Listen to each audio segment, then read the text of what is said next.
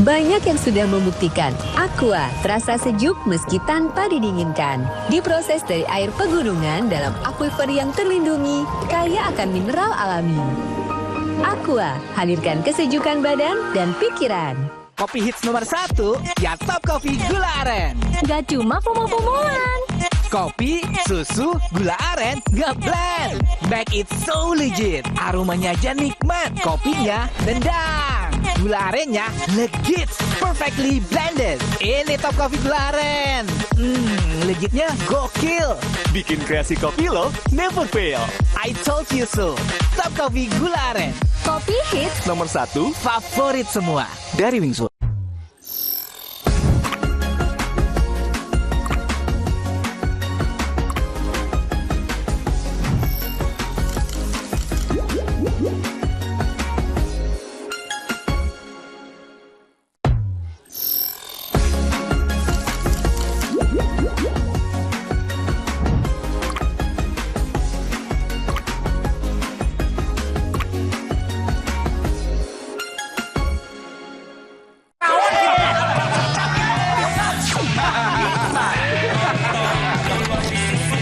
Kopi tubruknya asli, susunya creamy.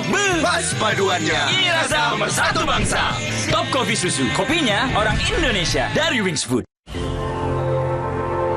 Aku nggak khawatir ajakan main di luar.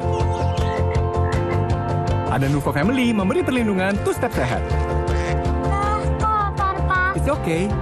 Nuvo lebih cepat lawan kuman saat mandi dan selalu melindungi kulit setelah mandi. Lembut. Dengan formula triple antibakterial, perlindungan menyeluruh 24/7. Baru main di luar, mah. Percayakan pada Nuvo Family. Two-step sehat, perlindungan 24/7. Wings Care. Kawan kita angkat secangkir kopi bersama. Kopi kebanggaan kita rasa Indonesia nikmat. Top Coffee Susu.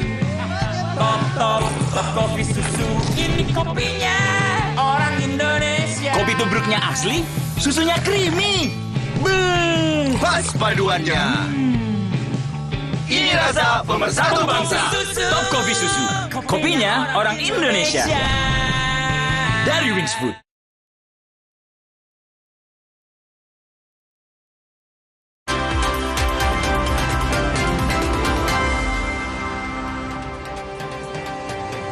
Saudara, krisis energi di wilayah Aceh mulai berdampak pada pelayanan kesehatan. Demi tetap melayani warga, Dinas Kesehatan membuka posko pelayanan di pengungsian dan pengobatan gratis keliling. Krisis energi yang melanda wilayah Takengon, Aceh Tengah sangat berdampak pada pelayanan kesehatan. Rumah sakit Datu Beru hingga saat ini belum ada aliran listrik dan hanya mengandalkan genset. Saya Dr. Gusnawin sudah Direktur Rumah Sakit Datu Beru Takengon menginformasikan bahwa mulai besok insya Allah dapur kita untuk pasien memasak dengan kayu bakar karena pasokan gas tidak dapat kita dapatkan di pasaran. Mungkin kalau ada masyarakat yang punya kelebihan, tolong bantu kami di rumah sakit. Listrik baru hari kita sudah dapat suplai dari PLN. Sementara ini kita pakai genset. Lumayan juga untuk menanggung itu BBM-nya sangat besar. Di Kecamatan Langkahan, Aceh Utara, selain melumpuhkan fasilitas kesehatan, alat transportasi utama layanan darurat seperti mobil, ambulans tak bisa digunakan. Ini jadi kendala terbesar bagi tenaga medis untuk menjangkau korban di kawasan yang masih terisolasi. Dinas Kesehatan setempat berinisiatif membuka posko pelayanan di lokasi pengungsian dan memberi pengobatan gratis keliling. Total itu sekitar 19 dari 32 puskesmas. Yang selebihnya, yang sisanya itu 13 itu normal. Itu bagaimana kegiatan kan di posko atau tidak? Sementara yang lumpuh total itu kita gunakan posko-posko yang ada. Di mana ada tempat pengungsi, kita tetap memantau dan melakukan kegiatan yaitu pengobatan atau pelayanan kesehatan. Berdasarkan data Kemenkes, ada 31 rumah sakit dan 156 puskesmas terdampak bencana banjir dan longsor di Sumatera. Dalam ratas di Banda Aceh, Menteri Kesehatan Budi Gunadi Sadikin akan menambah tenaga kesehatan untuk penanganan korban bencana Sumatera. Kita kekurangan dokter karena dokter di sana jadi korban juga. Ya. Jadi saya akan minta tolong juga Pak Menhan kalau boleh. Saya butuh sekitar 300 dokter 3 bulan ke depan untuk misi saya. Misi sampai mereka jadi. Nah, saya akan kasih sebagian, tapi kalau boleh TNI Polri kan lebih gampang mobilisasinya, Pak. Kalau boleh saya pinjam dulu 3 bulan, nanti uangnya kita carikan dari saya supaya bisa di-drop ke puskesmas daerah terpencil tadi melayani masyarakat dan pengungsian. Selain menambah nakes, Kemenkes bekerja sama dengan pihak terkait juga memastikan akan mempercepat pemulihan fasilitas kesehatan agar layanan bisa kembali normal.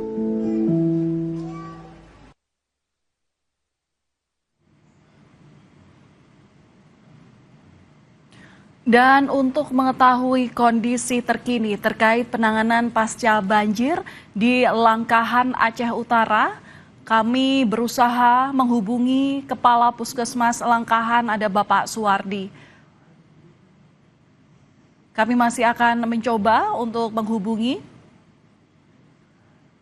Tentu ini juga menjadi informasi penting karena memang kondisi kesehatan yang dilaporkan oleh jurnalis Kompas TV di Aceh sana yang termasuk juga perlu perhatian lantaran hari ke-11 hingga saat ini kondisi di Aceh masih belum pulih, listrik semuanya mati, belum bisa menyala total, termasuk juga kesehatan yang patut menjadi fokus ini masih diupayakan dan tentu tenaga medis yang hingga kini kita butuhkan seperti apa informasinya terutama dalam menangani korban bencana. Kami kembali mencoba menghubungi Kepala Puskesmas Langkahan. Selamat malam Pak Suwardi, saya Valen. Selamat malam. Bisa mendengar suara saya dengan jelas ya Pak? Iya, bisa. Iya Pak Suwardi, mungkin bisa diinformasikan kepada kami untuk menceritakan kondisi puskesmas tempat Anda bertugas. Apa yang tersisa dari puskesmas? Obat-obatan atau alat kesehatan apa yang masih bisa digunakan saat ini? Untuk saya ini mungkin tidak ada alat kesehatan yang bisa digunakan. Baik mobiler, alat medis, obat-obatan tidak bisa digunakan. Oke, lalu bagaimana Pak kalau ada masyarakat yang ingin ingin meminta obat ataupun juga pemeriksaan terkait kesehatan mereka, apa yang bisa Bapak bantu untuk mereka? Kami ada membuka 4 posko kesehatan di tempat pengungsian. Oke. Jadi obat-obatannya ada yang kami ambil dari sisa ke banjir kemarin. Dan ada yang kami minta dari Dinas Kesehatan. Oke. Artinya dari petugas puskesmas, Mas Suwardi bersama dengan lainnya ini jemput bola begitu ya sistemnya ya, dan terus berjaga di posko pengungsian. Nah, obat-obatan disupport oleh Dinas Kesehatan. Tapi Pak, yang ingin saya tanyakan juga adalah bagaimana penanganan untuk pasien dengan kondisi sakit berat? Langkah apa yang kemudian dilakukan oleh Pak Suwardi dan juga jajaran puskesmas? Kalau selama ini kalau yang sakit berat kita rujuk minta tolong ke puskesmas yang lain. Transportasi ke sana gimana? Tadi kan Bapak bilang kalau mobil ambulans saja juga sudah tidak ada lagi. Ya, ada swadaya masyarakat yang bisa membantu mengantarkan pasien.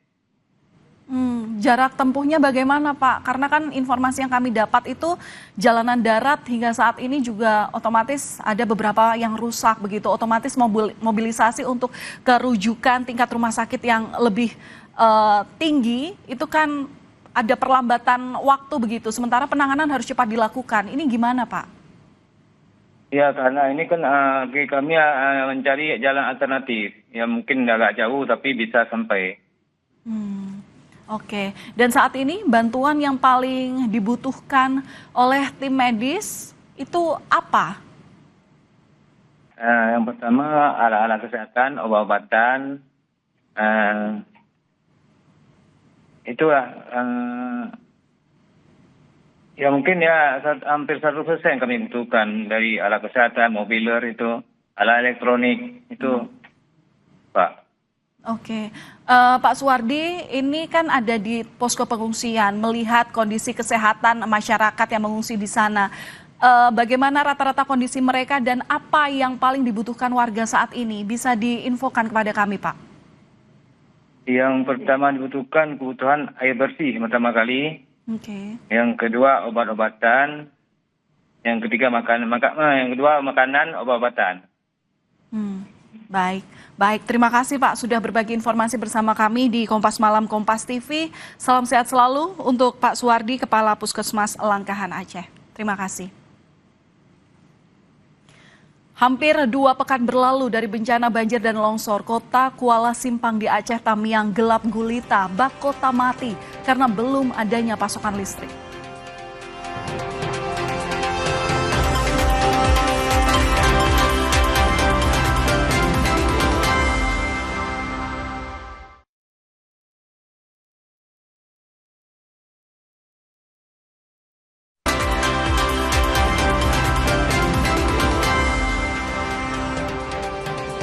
Saudara, rusaknya jembatan Tupin Mane akibat banjir bandang memutus akses vital warga dari Biren ke wilayah Aceh Tengah.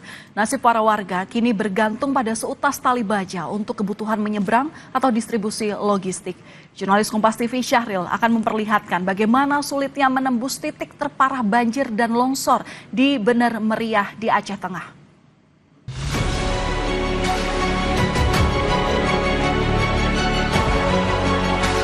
Seutas tali baja ini jadi satu-satunya harapan warga korban banjir dan longsor pasca jembatan Tepin Mane di Biren putus diterjang banjir bandang. Jalan darurat ini pula yang membantu saya menuju titik terparah banjir dan longsor di Kabupaten Bener Meriah, Aceh Tengah. Saudara, tadi seling penyeberangan sempat terhenti.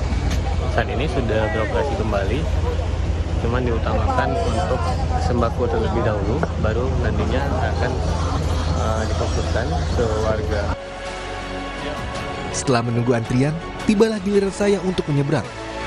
Saya harus menggunakan keranjang besi yang hanya mampu mengangkut 3 orang dewasa.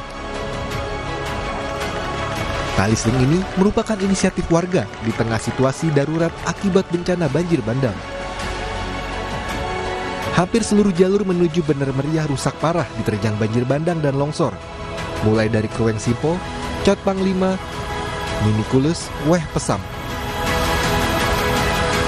Oke saudara, saat ini saya berada di Kecamatan Weh Pesam. Ini merupakan bekas longsor kemarin dan air bandang. Kita akan mencoba nantinya akan menerobos ke bawah ini hingga ke Bener Meriah. Bagaimana parahnya gunung, batu dan kayu-kayu besar juga air merandakan kawasan di sekitar ini.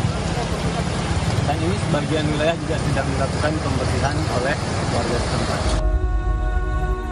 Di tengah perjalanan, saya bertemu warga yang menawarkan jasa ojek untuk menembus sulitnya medan menuju Kabupaten Bener Meriah. Sayangnya, tidak semua mampu menggunakan jasa ojek yang harganya mencapai Rp150.000. Tak jarang banyak warga yang memilih berjalan kaki untuk menjemput bantuan. Bantuan pemerintah sendiri udah masuk Pak ke sini Pak? Beras cuma 1 kilo 7 on. 7 on. Satu orang Pak? Satu orang. Itu pun dijemput ukuran 20 kilo. Ketimbang Gajah dijemput. Dari sini jalan kaki. Artinya kita masih kekurangan bantuan kalau di sini Pak? Insya Allah masih. Dilalui kendara ya kemarin sore. Oke. Artinya sebelumnya nggak bisa Pak? Sebelumnya nggak bisa lah, kami pakai jembatan darurat, pakai tali kan. Ini dibuat pemerintah atau warga sendiri Pak? Warga sendiri, swadaya. Ini moknya relawan lah ya. Banyak korban banjir dan longsor yang berbagi cerita di tengah derita. Seorang perawat puskesmas di Bener Meriah bilang, stok obat-obatan sangat menipis, butuh pertolongan segera. Kendala di puskesmas, obat sudah menipis, stok obat sudah menipis, jadi untuk pasien rawat inap saja kami hanya melayani yang benar-benar urgen gitu. Kalau misalnya kalau dulu ada yang pingsan, ada yang lemas, pasti kami rawat. Tapi kalau sekarang sudah kami prioritaskan dulu yang lebih diutamakan, mengingat listrik kan juga nggak ada. Harapan terbesar warga adalah percepatan perbaikan infrastruktur agar jalur logistik dan distribusi bantuan kemanusiaan segera pulih secepatnya. Syahril, Kompas TV, Bener Meriah. Untuk mengetahui cerita perjalanan menembus titik terparah banjir dan longsor di Bener Meriah di Aceh Tengah, kita sudah bersama jurnalis Kompas TV Syahril. Selamat malam Syahril. Bagaimana kondisi saat Anda menembus titik terparah banjir dan longsor di Bener Meriah? Butuh waktu berapa lama Anda menembus ke sana? Bagaimana kondisi warga di sana dan seperti apa penanganannya hingga malam hari ini, Syahril? Ya, Valen, mungkin bisa saya ceritakan sedikit proses awal saya berangkat dari Biren, yaitu menggunakan jembatan penyeberangan Keling dari jembatan Teping Mane ke Bener Meriah. Nah, prosesnya tidak mudah seperti hari-hari biasanya sebelum terjadinya bencana, Valen. Di mana kalau hari-hari biasanya ke kilometer 60 di kawasan Blangara di kecamatan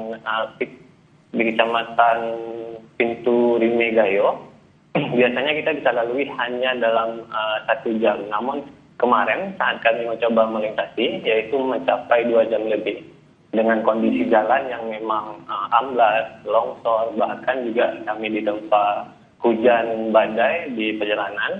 Nah, saat ini jalur alternatif satu-satunya yang memang hanya jalur lintas ini yang kita gunakan. Namun karena kita tidak bisa membawa kendaraan, kita menggunakan ojek ini, yaitu warga setempat yang sukarelawan untuk mengantarkan kita ke tujuan Valen.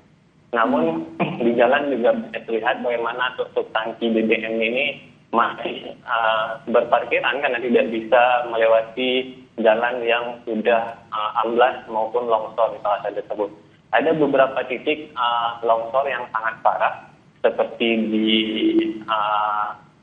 Pintu Rimegayo serta di Enang-Enang dan beberapa jembatan lainnya. Nah, di jembatan Blangara di kilometer 60, di mana titik lokasi terakhir kami sampai, ini merupakan titik terparah, salah satu titik terparah di Kabupaten Bener Meriah, yaitu korban jiwa mencapai 7 orang, 2 orang meninggal, 5 orang masih belum ditemukan. Banyak cerita-cerita warga setempat yang tidak menyangka akan terjadi bencana tersebut. Biasanya lebar aliran sungai itu hanya 2 meter dengan air yang jernih, namun di pagi itu akibat hujan deras yang mengguyur kawasan. Syahril, sayang sekali informasi tidak seluruhnya bisa kita dengarkan bersama, saudara. Sambungan komunikasi terputus. Dan itu tadi adalah cuplikan cerita dari jurnalis Kompas TV Syahril yang menembus lokasi banjir dan longsor terparah di Aceh, terutama di wilayah Bener Meriah. Tentu salam dari redaksi selalu, redaksi Jakarta untuk Syahril. Semoga sehat selalu. Terima kasih atas cerita Anda dan informasi segalanya yang telah dibagikan kepada kami dan pemirsa Kompas TV.